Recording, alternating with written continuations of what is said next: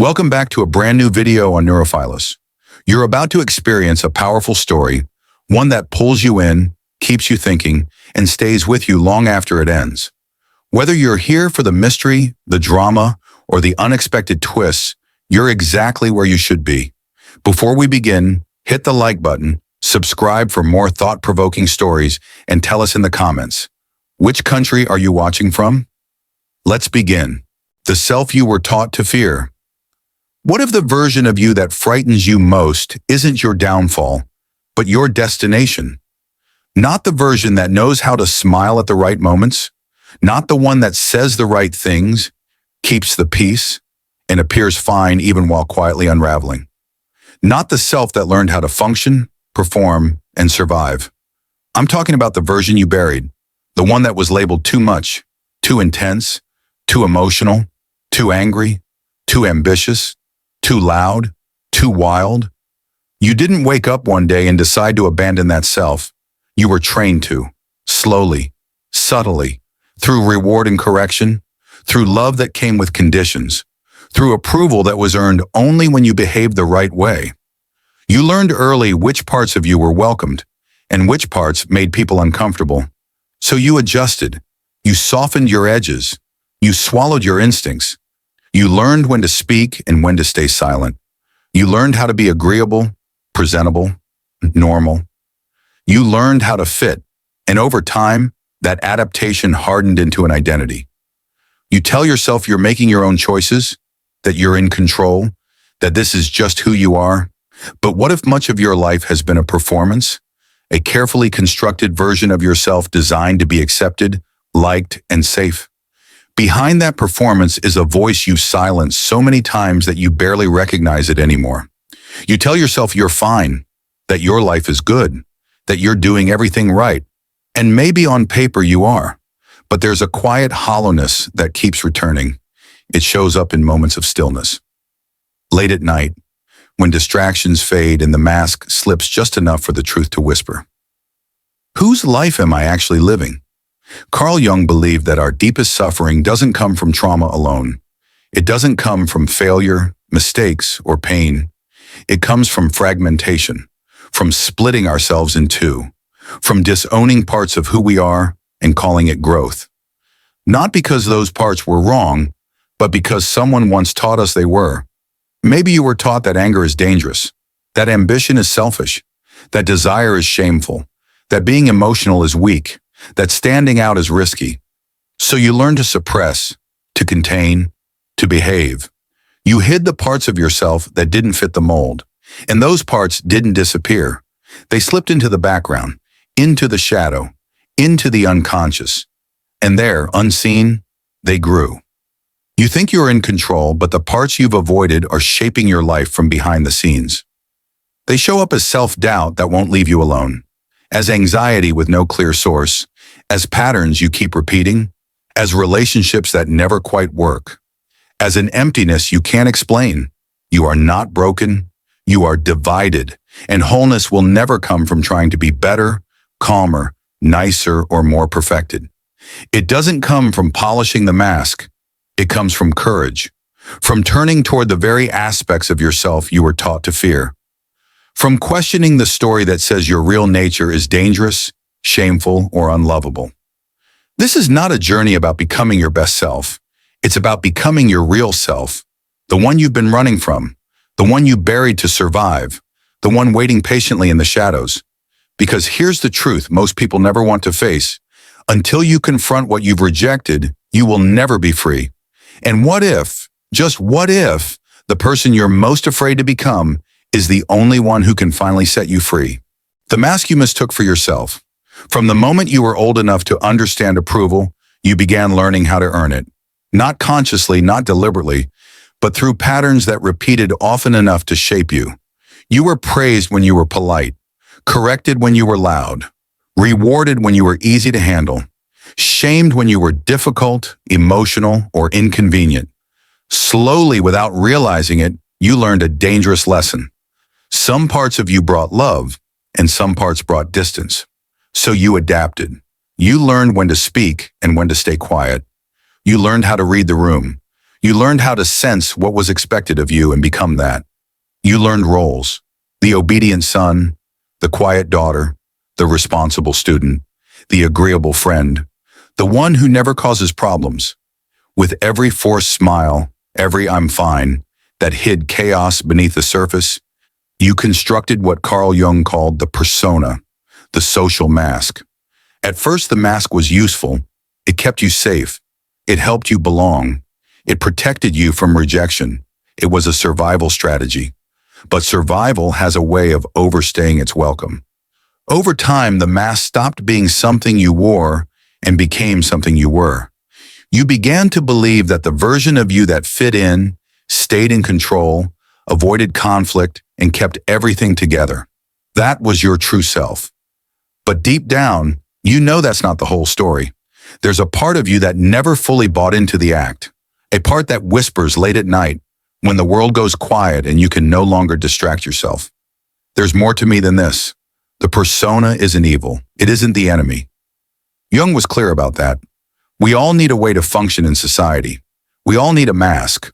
But the moment you forget it's a role, the moment you mistake the mask for your identity, something essential is lost. You begin censoring your thoughts, dulling your instincts, suppressing emotions before you even feel them. You call it maturity, professionalism, being nice. But in truth, it's self-abandonment. You start fearing your own power, distrusting your own desires, hiding your needs. You confuse approval with love, fitting in with belonging, control with safety. Think about it. How often do you say yes when you mean no?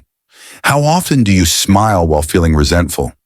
How often do you stay silent when something inside you is screaming to speak? You're not being strong, you're being invisible. The mask may protect you from rejection, but it also blocks intimacy. It shields you from purpose.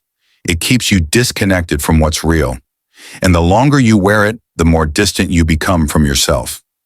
Jung warned that every calling lies hidden in the shadow of the persona.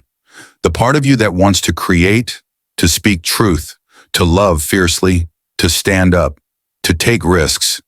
That part had to be exiled so the mask could survive. But survival is not the same as living. And the price you pay for staying socially acceptable is your vitality. Here's the truth most people never dare to face. The parts of you that don't fit are not your flaws. They are the keys. Your anger is your boundary. Your ambition is your drive. Your desire is your life force. Your weirdness is your originality. What you repress becomes your prison. What you reclaim becomes your power. And the question isn't whether the mask will crack. It always does.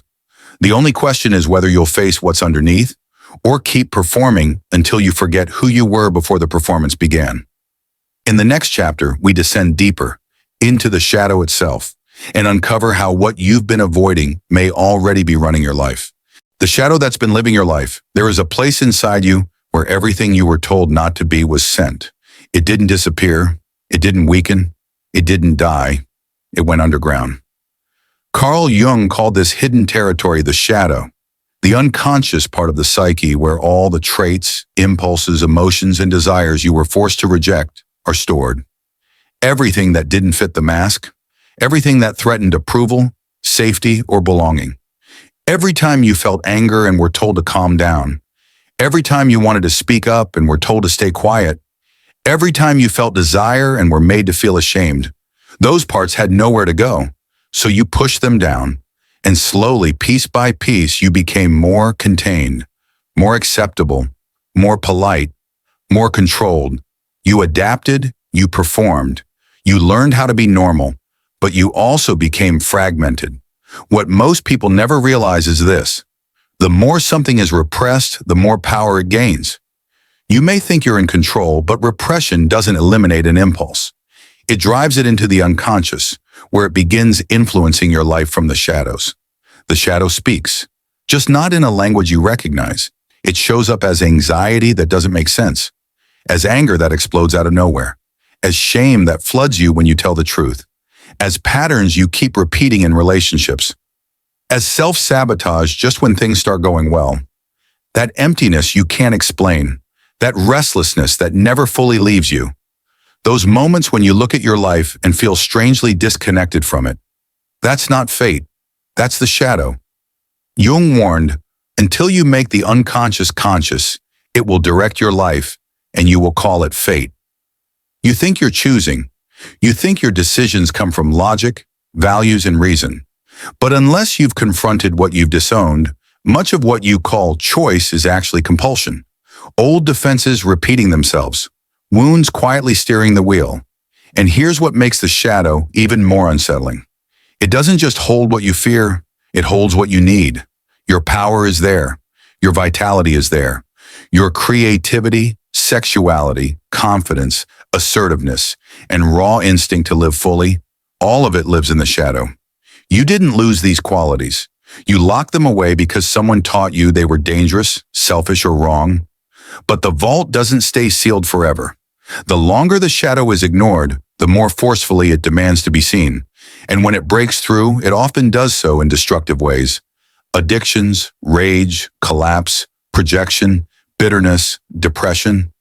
Most people spend their lives running from this part of themselves, terrified that if they let it out, they'll become selfish, cruel, or monstrous. They confuse authenticity with chaos. But repression is far more dangerous than integration. What you repress doesn't disappear. It leaks out sideways. The shadow doesn't vanish when you ignore it. It grows louder, more distorted, more disruptive. The real danger is not facing your shadow. The real danger is letting it run your life while you pretend you're fine. So the question isn't whether you have a shadow. You do. The question is whether you're willing to meet it consciously or keep being ruled by it unconsciously. Because the moment you turn toward what you've been avoiding, something shifts. What once controlled you from behind the curtain begins to lose its grip. In the next chapter, we'll confront the deepest fears that keep the shadow locked away, and why facing them is the threshold to becoming whole. The fears that keep you fragmented. If integrating the shadow were easy, everyone would do it. They don't. Not because they're weak, but because fear stands in the way. Not surface-level fear. Not the kind you talk about casually. This is deeper. Existential. The kind that threatens your identity, your sense of safety, and your place in the world. These fears are the invisible chains that keep you divided. The first fear is this: if I accept my shadow, I will become a bad person. You were taught that your darker impulses define your morality, that anger makes you cruel, that ambition makes you selfish, that desire makes you immoral, that power makes you dangerous. So you learn to suppress them, believing repression equals goodness. But Jung saw this as a tragic misunderstanding. The shadow isn't just cruelty or evil. It contains everything you were forced to disown: legitimate rage, healthy sexuality, unclaimed strength, creative fire. When these energies remain unconscious, they do become destructive. But when they're made conscious, they become choice. Integration doesn't make you immoral, it makes you responsible. A person who knows their capacity for darkness is far safer than someone who pretends it doesn't exist. The second fear cuts even deeper. If I am authentic, I will be rejected. And this fear isn't irrational. When you stop performing, some people will leave. When you stop being convenient and predictable, certain relationships won't survive. Jung never sugarcoated this, but here's the truth most people avoid. You are already being rejected, just not by others, by yourself. Every time you silence your truth to keep the peace, every time you betray your instincts for approval, you reinforce the most painful rejection of all: self-abandonment. You can be accepted for a mask and feel empty, or rejected for your truth and feel alive. There is no path where everyone approves. You must decide who you're willing to disappoint. The third fear is the fear of power. If I claim my power, I will hurt others. This fear often comes from witnessing power abused by parents, institutions, authority figures. So you associate power with domination, violence, and control. You decide it's safer to be small, passive, and harmless. But Jung made a crucial distinction. Repressing power doesn't make you peaceful. It makes you weak and resentful. True integrated power isn't about crushing others. It's about boundaries, about saying no, about occupying space without apology. When power is denied, it leaks out sideways, through sarcasm, passive aggression, manipulation, and self-sabotage. Power integrated becomes clarity. Power denied becomes poison. And finally, the most terrifying fear of all, I don't know who I am without my defenses. This is the fear no one wants to admit. You've built your identity around what you are not. I'm not angry. I'm not selfish. I'm not intense. I'm not like them. But what happens when you integrate the very traits you use to define yourself against? Your old identity collapses, and that feels like death. Jung understood this deeply. Individuation requires a symbolic death, the death of the false self.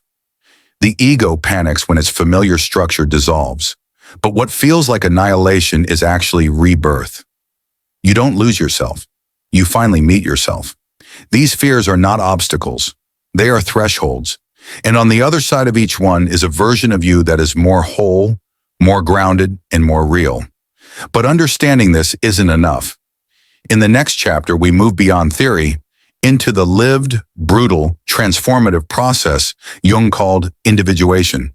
This is where everything changes. Individuation, becoming whole. Modern culture loves to romanticize self-discovery. Find your true self, they say, as if who you are is waiting peacefully to be uncovered at the end of a retreat, a book, or a moment of clarity. As if becoming real is gentle, tidy, and safe. Carl Jung knew better. He understood that becoming who you truly are is not a process of discovery. It is a process of destruction. Jung called this journey individuation, the psychological process of becoming a whole, integrated self. Not just the socially approved parts, not just the pleasant, polished image you present to the world, but the full spectrum of who you are, light and dark, noble and animal, sacred and profane. Individuation isn't about adding more to yourself. It's about stripping away what isn't you. It's about excavating truth from beneath layers of conditioning, fear, and performance. You don't find yourself by asking, "Who am I?" You find yourself by asking, "What did I have to abandon to survive?" Here's the brutal truth Jung revealed. The more rejected a part of you is, the more essential it is to your wholeness. That means the traits you're most ashamed of, your rage, your desire, your ambition, your wildness, are not obstacles to overcome. They are the keys. But to claim them, something must die. The persona, the identity you built to be acceptable, successful, lovable. That mask doesn't come off easily. It's fused to your sense of self, which is why individuation hurts. It's not linear. It's not clean. It's a descent into uncertainty. It often begins with crisis, a breakup, a burnout, a panic attack, a moment when your life no longer fits. This isn't failure. It's the psyche demanding wholeness. When the process begins, you don't get to control what surfaces. Dreams grow darker. Emotions intensify. Old memories return. Desires you once judged begin asking for attention. You start recognizing in yourself what you once criticized in others.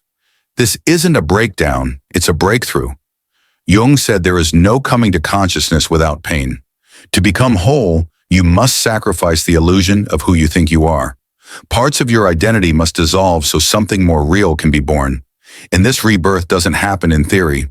It happens through action, through speaking when you'd rather stay silent, through setting boundaries that make you uncomfortable, through choosing truth over approval, through risking rejection instead of betraying yourself. Individuation is lived, daily, confrontational. You step into the world not as the version of yourself that pleases others, but as the one that terrifies you, because that version is free. And freedom is frightening to a psyche trained to survive through submission. As you integrate, life doesn't necessarily get easier. It gets real. You become less predictable, more honest, more polarizing. Some relationships fall away. Others deepen in ways you never thought possible. You reclaim energy that was once spent hiding, performing, suppressing. You feel more alive, not in a shallow motivational sense, but in your body, your voice, your instincts. You laugh louder, you cry deeper, you speak clearer, you love fiercer, you still struggle, you still fall back into old patterns. That doesn't mean you failed. Jung never promised perfection. He promised wholeness, and wholeness includes contradiction, imperfection, darkness and light held together without denial. So if you find yourself becoming less comfortable, more intense, more honest, pay attention. You are becoming the person you were once afraid to be. Not a monster, not a problem to fix, but yourself, emerging from the shadows finally whole.